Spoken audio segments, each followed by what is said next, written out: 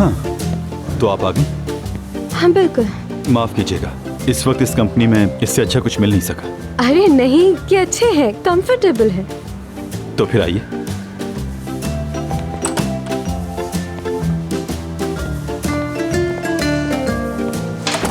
तशरीफ रखिए, बैठिए ना। आप बैठिए। प्लीज। मैं तो आपके सामने बहुत शर्मिंदा हूँ। क्यों? मैंने अपने होलिये से आपको भी शर्मिंदा किया। पता नहीं वो लोग मेरे बारे में क्या सोच रहे होंगे। क्या वो लोग? मेरा नहीं ख्याल कि वो इस बात को इंपॉर्टेंस दे रहे होंगे।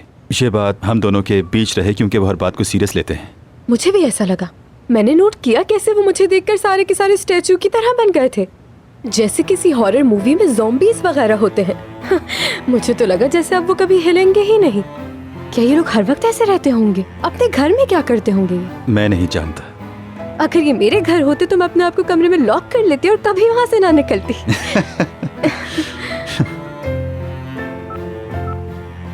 निशा साहिबा, नाजली साहिबा के कपड़े ड्राई क्लीनर को भेजने हैं। नहीं नहीं नहीं नहीं, बंद करो बंद करो। मैं अपने हाथ से घिस दूंगी, कुछ भी नहीं होगा। अच्छा तुम रहने दो।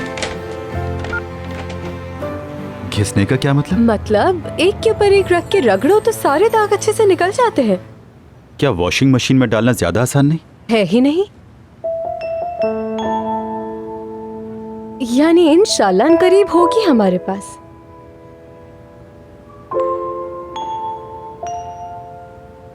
मैं आपको अभी अपने डिपार्टमेंट के मैनेजर से मिलवाता हूँ। देखना है कि क्या कर सकते हैं। आपका एक छोटा सा इंटरव्यू रखवाया है। इंटरव्यू? ठीक है।